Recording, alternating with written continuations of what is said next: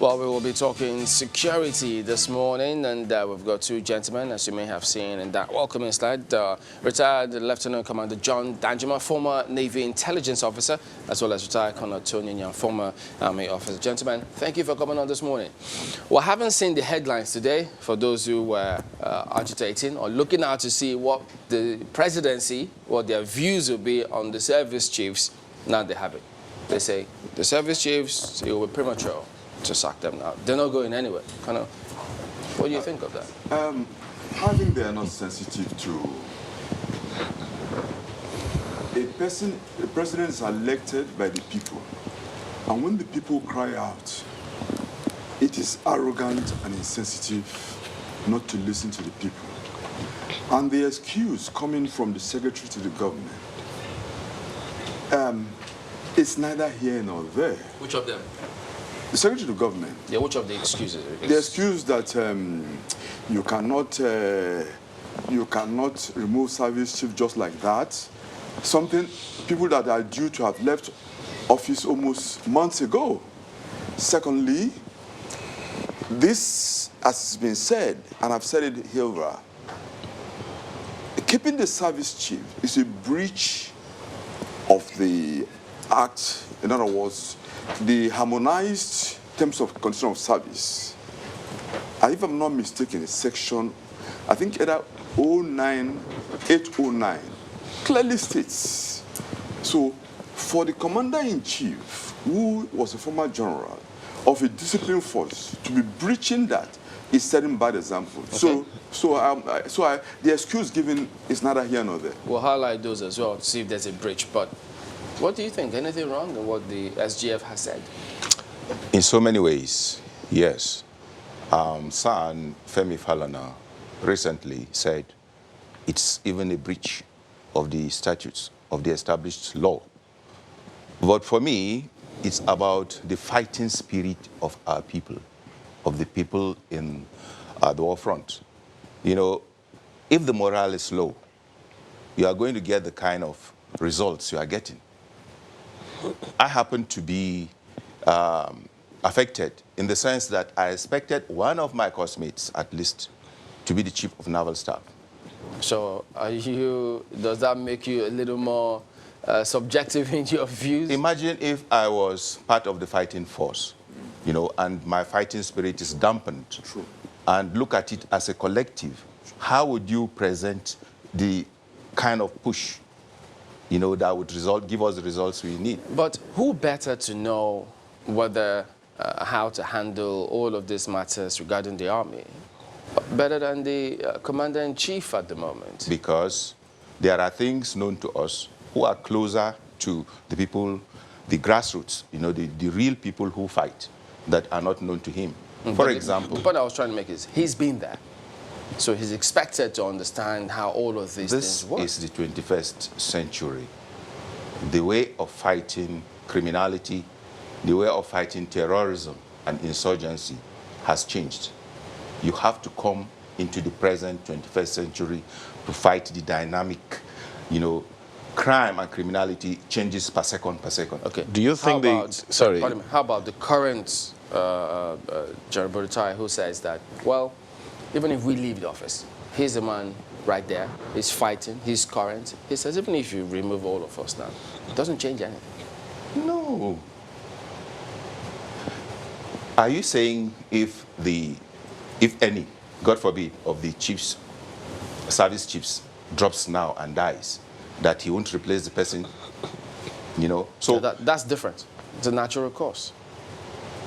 He says, look, yes, all of this clamor, because I'm just trying to bring this point, because you say, well, times have changed. Yes. The president had been there before, but things have changed now. But he's surrounded by people who are currently dead now. If they are the ones feeding him with this line of thought, this line of thinking, and he should also listen to the other side, particularly the people who wear the shoes. They know where it pinches. You know, I particularly have interacted. You know, I live even close to one of the barracks. I interact with the low, you know, people who have been there, you know, and you would hear things like, we're about to roundly trounce these people, and all of a sudden, we just heard that we should stop. We should cease fire. I don't know whether the president has had such stories, which we have no means of verifying. But do they have the opportunity, to come on air and say things like this? And if Mr. President cannot get to hear things like this, what will give him a change of mind that, look, I have to put my foot down, I have to be rooted and just hold on to my views? A good leader must be flexible. You can be firm and flexible to get results. That's the situation. My take on it is, first of all, there is the law. The president can know more than the law. You see, the president cannot consistently be breaching the law. And in the military, what holds an army is the law, discipline. For him to be breaching is bad. That's one. Secondly, if you also watch, recently, the chief of army staff you were talking about, the chief of army staff wouldn't know the difference between terrorism and insurgency. I mean, how can you say? How can you say he doesn't know the difference? He said so. He said that. You think he doesn't know? Doesn't mean no. He said know. no. I'm not thinking. He said he doesn't know. No. He said in his statement that one of them is being conquered, the other has not been. In this interview he did, that is that. So you then interpret it as though he doesn't know the difference. From the language, if a man says that I have conquered terrorism and insurgency is still, or the vice versa, it means that he doesn't know the difference. Terrorism, insurgency is part of terrorism. So, I mean, if a chief of army staff can make that open mistake. Secondly, his statements were self-serving. I would have thought if you were a chief of staff who has the necessary training, he would have shut up, because he is the person in question being talked about. No, well, it's not just him. It's a team of people. No, just a minute. The coincidence of his statement that he wants to, was making a case, and Mieti Allah saying that service chiefs should be kept, says a lot. And says it's very negative for the country. But you referenced the law. What law specifically are you referring to? The law is that in the military, we have terms and conditions of service, which President Muhammad Buhari was the military secretary once, knows how key and important it is. In the military, we hold that dearly. As my colleague is saying, you see, when you join the academy, what you aim for is to be the chief of staff. Now, and everybody, even in battle, even in operation, that's what you're looking for. And now when someone becomes a block into a river, then people are demoralized. And moreover, if you go to the barrack, you don't have to go far. Officers are complaining. You are aware of the harmonized terms and conditions. Yes. That's what you are referring to. Sure. But there is 2017 revised edition, yes. 11.9, yes. that says about the tenure of defense and service chiefs. What is it?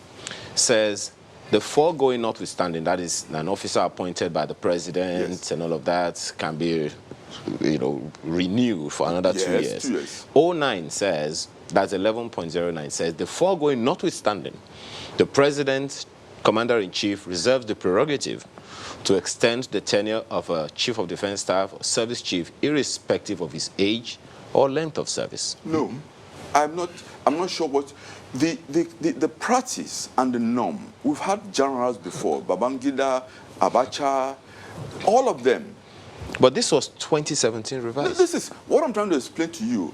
If that is a convenient tool, which is, I'm telling you that the practice everywhere in the world, service chiefs have a tenure. In the US, anywhere. So, and moreover, where you even have service chiefs, we have the army. General Bruta is from Borno, and Borno is having problems. It didn't say they don't have a tenure. What he read says the president reserves the prerogative to extend the tenure.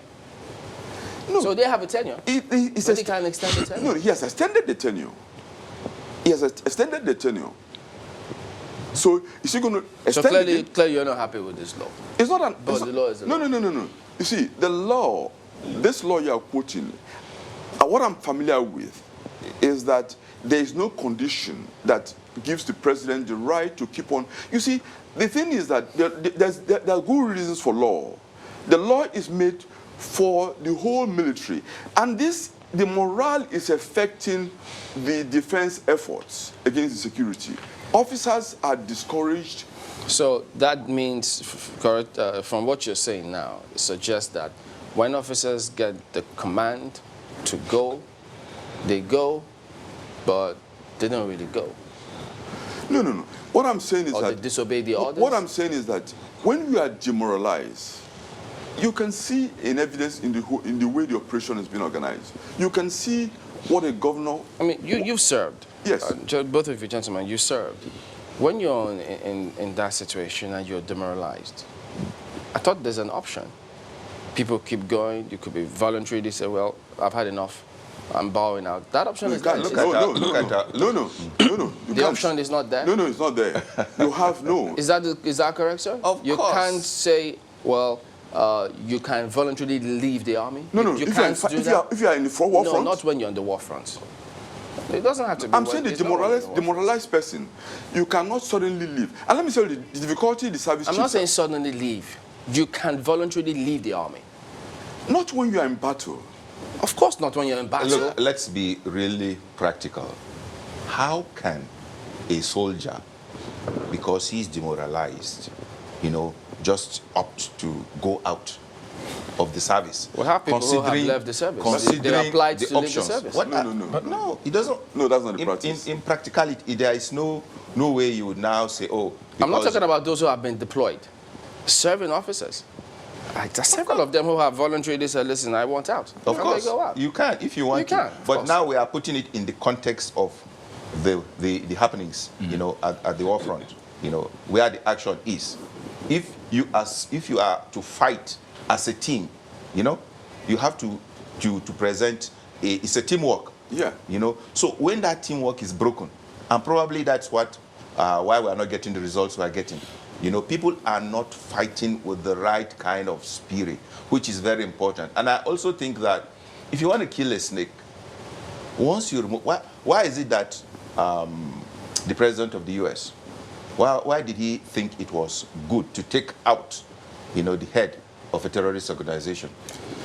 If it's not important for the leadership of any organization. Which means, if I can just imply from what you said, which means leadership is key in anything. And change in leadership might disrupt the operations. I mean, just taking an example from what you just said. Ongoing and it is positive, yielding positive results, so changing it would not be the right thing. Why don't they say don't fix it if it ain't broken? If it's not broken. So, Yeah. I mean, taking a cue from what you have said, you sound like, this is a battle. Yes. Basically. And do you think, how much of a tactical sense does it make to change guards? I'm talking about a real war scenario, to change guards during a war. No, once a commander is failing, you remove him. There's no doubt about it. Because, you see, that is the reasons. The reasons why, if the service chiefs, if there were performances, people wouldn't. But what I'm trying to tell you that the performance evaluation reports is being written by the services themselves in that openly. Because you have a case where the president flew all the way from Addis Ababa to Borno, and what did he see? He saw disaster. So what I'm saying, if it was in someone's armies, he will fire people there. Not forgetting the part of the law that says it's the president's prerogative. He can extend No, it. you guys are pushing this point. No. I'm just saying what the law says. No, but let's. but I want to it will soon be tested in courts. Well, we'll find out. But then also, I need to find out because people have said, it's not just the army, the military. There's also the police. So how much of this insecurity challenge would removing the service chiefs solve if that were to happen? How much of this will they solve? At the risk of me coming out as if I'm trying to dodge your question, I think that over concentration on whether the service chiefs should be there or not, will make us blind, will tend to make us blind to what we should really be discussing that would bring about the solution, to this problem. Sure. But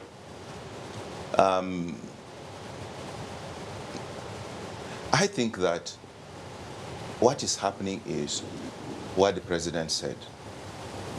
He said that the community has a big role to play in expunging, in throwing out, in pointing, that these are the people who are causing the problem.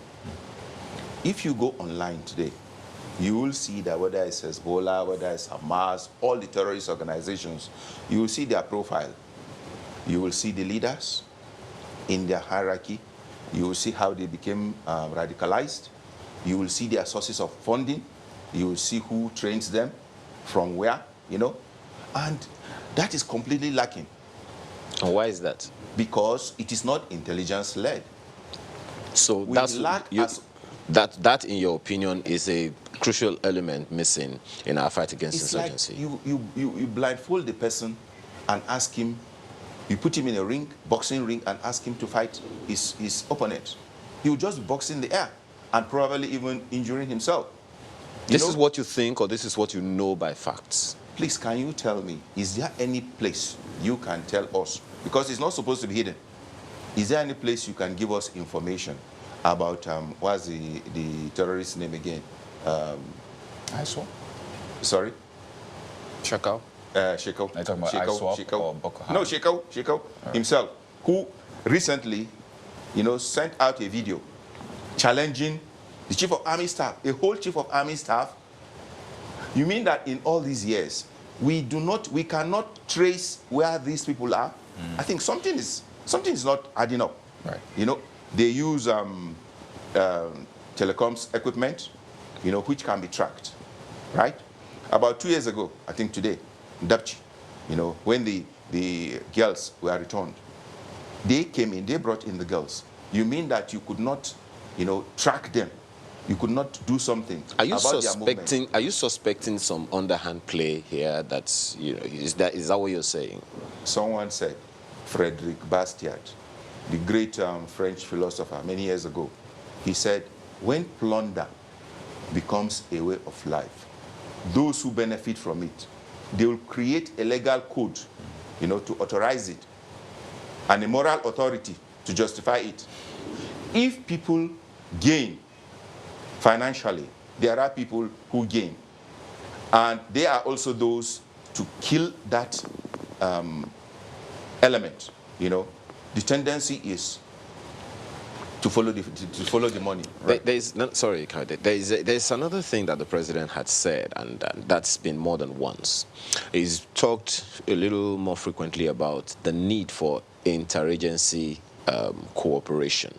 And that seems to be an issue now that many people are wondering. Perhaps, maybe that's something that we need to really consider. So the president has talked about it, Colonel Ninya, and people are expecting something to happen. Do you see that happening? First of all, you see, this issue of the chief of army staff saying that there's even Boko Haram maybe in Lagos, and the president saying that there is no coordination. A president should not be saying that.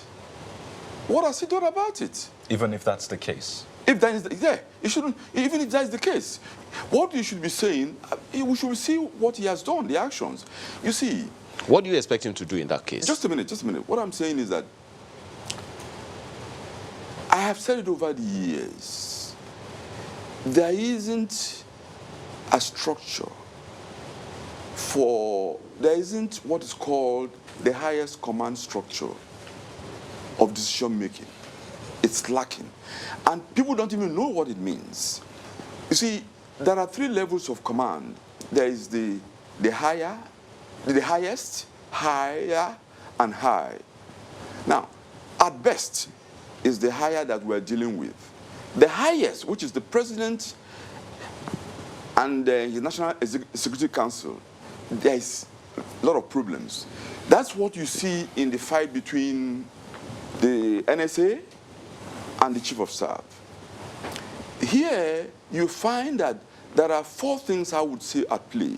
First is a play of characters. 2, Buhari style of government. Then the third one, whether we have a structure for highest command or not. What do I mean? You find the service, I would have thought the NSA, being an NSA, he should have known. From Lagos, far away from Abuja, I know that the fear of Abba Kyari is the sense of wisdom. If you don't fear Abba Kyari, we would have known. And you play. Chief of staffs are always powerful. Tony Blair's chief of staff, Campbell, was so powerful. Obama, in his first term, Abraham, his chief of staff, was so powerful. Chief of staffs are always powerful. And they have that rule. That's why, even Obasanjo's regime, Obasanjo had General Mohammed. And he was a very effective chief of staff. So what's your point here? The point I'm making is that, you see, what the chief of staff is doing, chief of staff the president is doing, is that what the allegedly indictment of the chief of staff is actually, the NSA is indicting the commander-in-chief. Because there's no way the chief of staff would be doing what he's doing if he wasn't backed by the president. Are you sure about that? Pardon? Are you sure about that? Because, first of all, let me answer you evidentially. Is there any response from the president? Things out in the put. Have you had any response from the president? Are you expecting a response? I would have.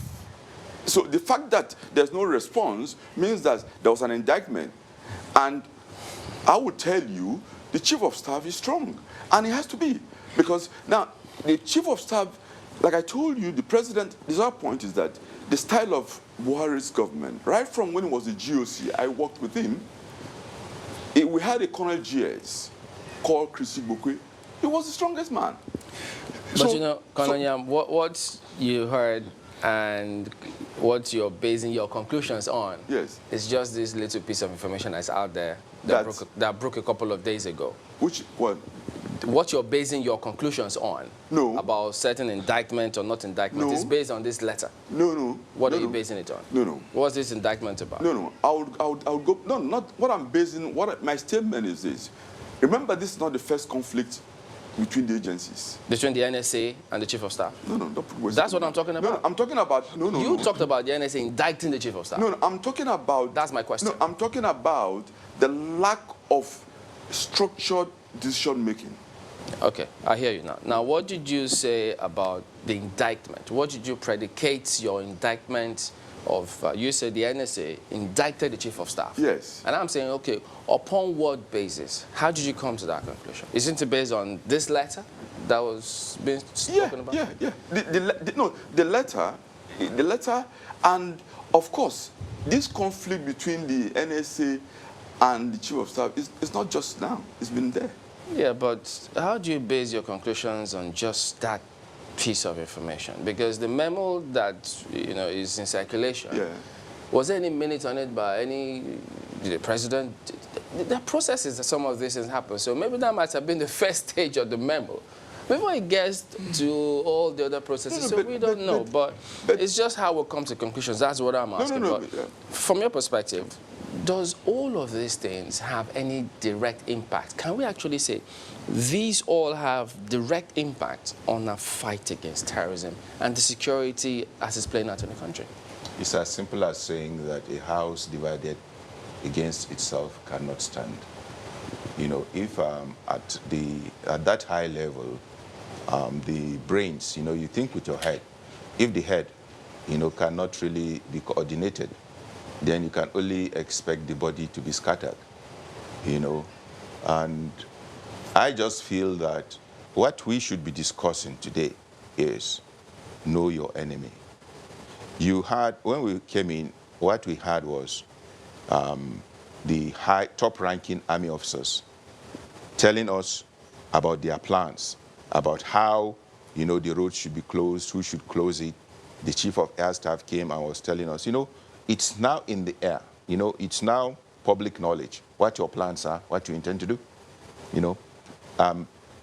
But the enemy is quiet, listening and watching.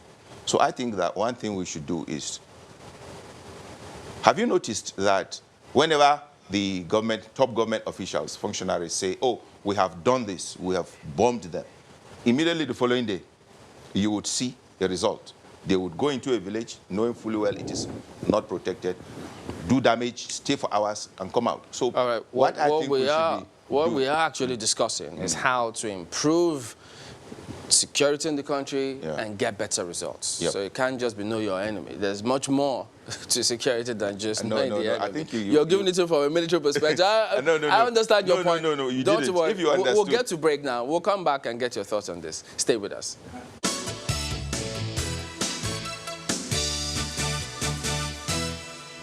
Welcome back. Well, gentlemen, the policing component in all of this is very, very important because you remember some time ago they did say that they were going to begin to pull out the army from some areas, even though, of course, we'll try and see if we could get further clarification on where those areas would be and how the police are going to move in. So is it possible to factor in that same, or would that same knowing your enemy policy or principle still fit into the policing component in our fight against insurgency or terrorism?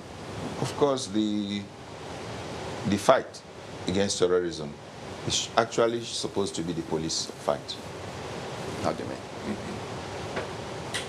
You don't agree? No, I don't. I will come to that. Please tell us, how is it? Very, very well. You know, I'm talking from even theory. You know, it's something we've studied. So, initially, what the police should do is to really, because they interact with the public, they are the ones that should have been gathering this information, you know, and fighting, you know, stopping people who have not been de-radicalized, who have not been radicalized, you know, from being radicalized, and then arresting and prosecuting those who have been radicalized and who have a tendency towards terrorism. The army only comes in when the police has been overcome. Army only comes in as an aid to civil power in times of emergency.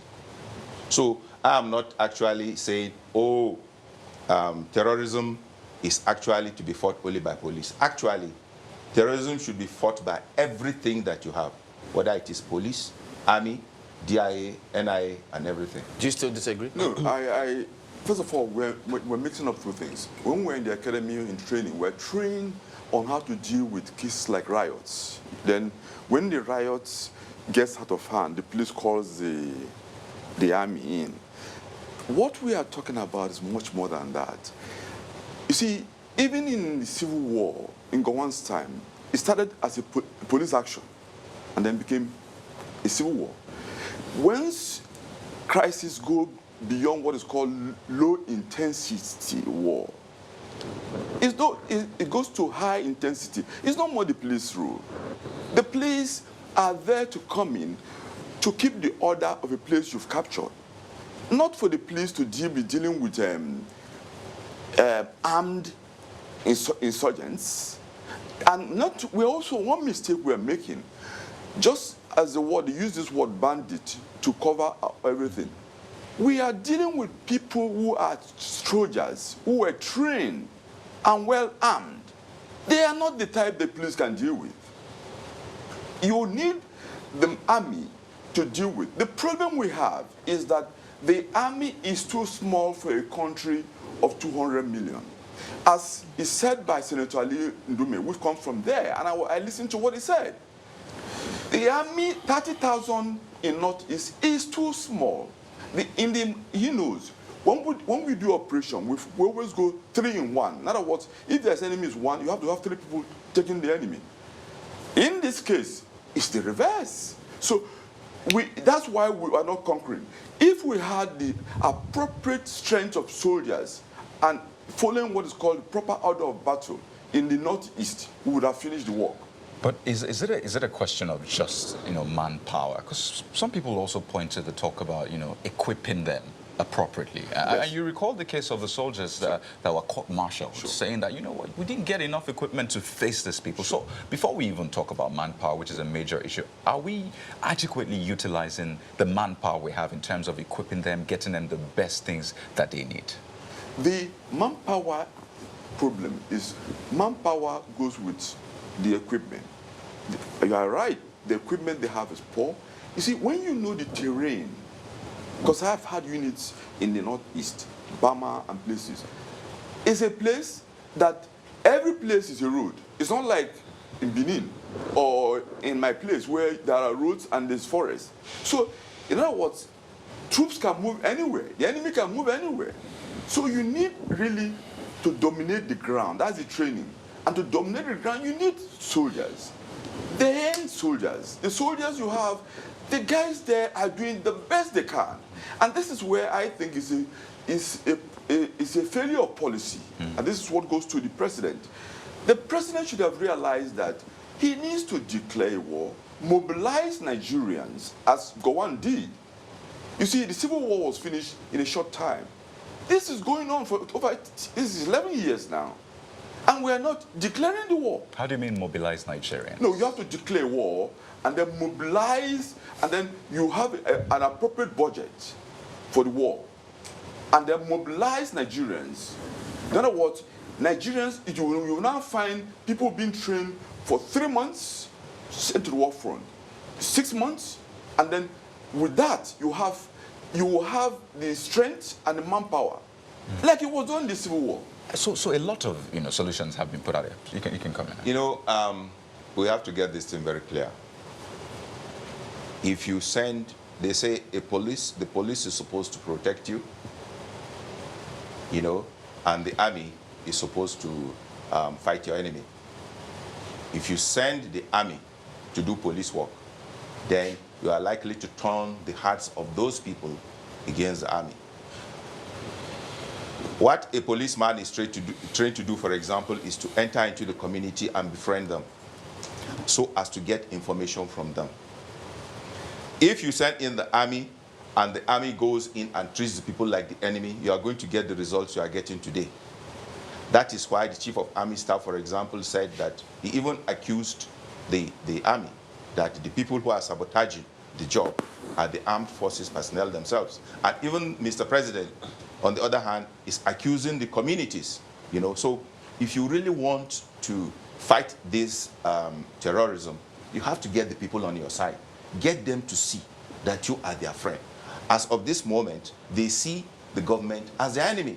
That is why they are, the flow of information is towards the terrorists and rather than towards the government. Let's get your concluding thought, gentlemen, on this security issue, because the other component is what different regions now seem to be doing. They're just pulling together to see how they can set up regional security networks. And you also spoke about policing, and perhaps, do you think that to what extent will that contribute to stemming the tide?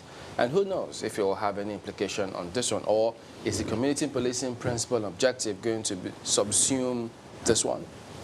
Well, for me, the right thing to do, we cannot reinvent the wheel. In a federation, you're supposed to have local police, state police, and federal police.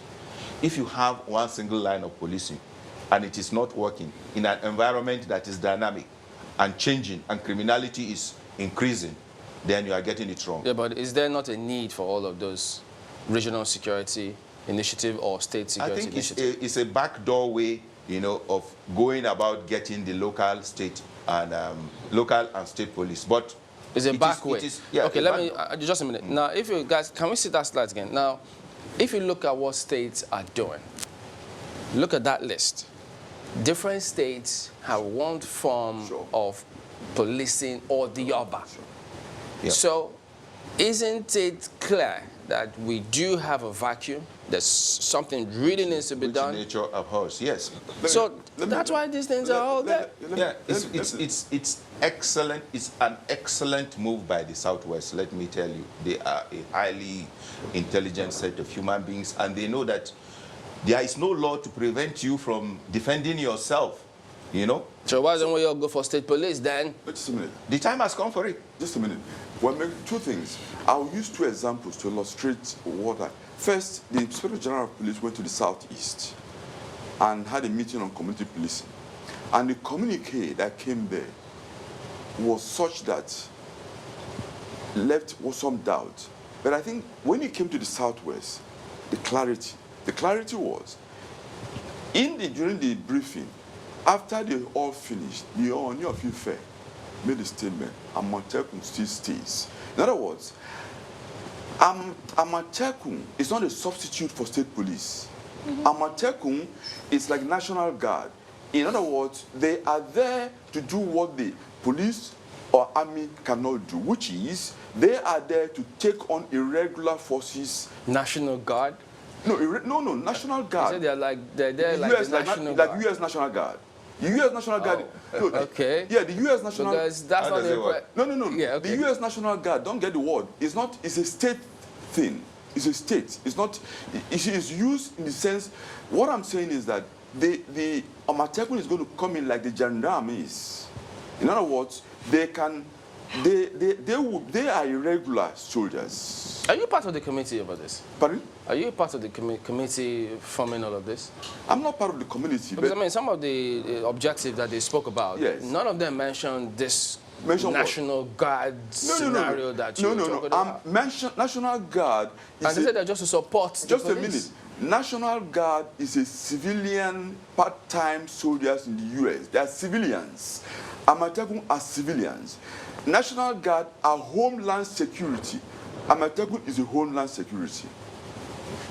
For me, I insist that if you want to really solve the crime and criminality at the localities, you should have an established local police force consisting or comprising of the people that live in that community, that speak the language, that understand all the... You don't think community policing can do the trick? Of course, that is why we missed it. Imagine if we had had that, initially, since 1999. For the flow of information, daily reports, weekly reports, monthly reports would have indicated that, look, something is brewing here, something is happening, and they would have nipped it in the bud. The challenge we have is beyond criminality. The challenge we have, we are in a war situation. We are not, you see, it's gone to be beyond, there's what is called low intensity. What we have is gone beyond low intensity. Police cannot go and fight Boko Haram. I was just responding to how we got to this stage. I'm just we saying. wouldn't have reached this stage if I'm we had placed clearly some making things. that Yes. we are in a war situation. Of course. And we're underestimating the challenge we have. It's not the police that can deal with this Boko Haram. Of course, Don't make that mistake. it has got to this stage that not only even the army, it's not only even the army or Navy and Air Force. It is the whole resources you have. That's why I say you need to mobilize the economy for a war and finish it. You need to have the people behind and you. finish it in 2 or 3 years. Yes. Otherwise, you carry on. This is feeling like a situation room already. But just on a final note, because I see a few solutions have been put up. But then, if you say we're a situation of war, is this a clear-cut war? Because this is not like this side is on this side and the other side is on this other side, and then you come. This is, as you said, as though there are enemies within. There's a civil war. So what you've said, that's what you use the terminology civil war. You see, when it happened last time, if a war is declared, people's mind will be orientated. At the moment, some people here in Lagos are just thinking, not everything is so going on well. And you don't think people will be on edge if you declare a war now? No, you declare a war and finish the war. You see, how do you get the people on your side if you declare a war? No. If we don't declare the war, we will sleep like it did in Mali. Mali, they came and then through the government, the French had to come in. So when you declare a war, you then people mobilize enough resources to deal with. If we carry on this way, we'll continue going for years. You don't like the sound of war? No, I think I understand what he's trying to say, but there is a way you can push people into panic mode. And when you press the panic button, you get exactly the results you are working against. People, to be secure, have to also have the confidence that when they go out, they will come back home. But now when you begin to put ideas into their minds that, I may not be coming back, or when top-ranking officials make comments like, Lagos also has, such comments might be an inspiration to those who have the tendency. So we should watch what we say, particularly those who are top ranking, and we should stop saying that, 250 people were killed, because of such operation. Because what it does is is to instigate. But they've said that that was not true. It was too late because it had gone in the air and people wanted to show that. So they nothing were like also in better late control. than never. Yeah. You can say that again. Okay. Well, retired Lieutenant Commander John Danjuma is a former naval intelligence officer, and then also have retired Colonel Tony Nyam, former army officer. Thank you, gentlemen, for coming on this morning. We will be back and focus on a different matter in a moment. Don't go away.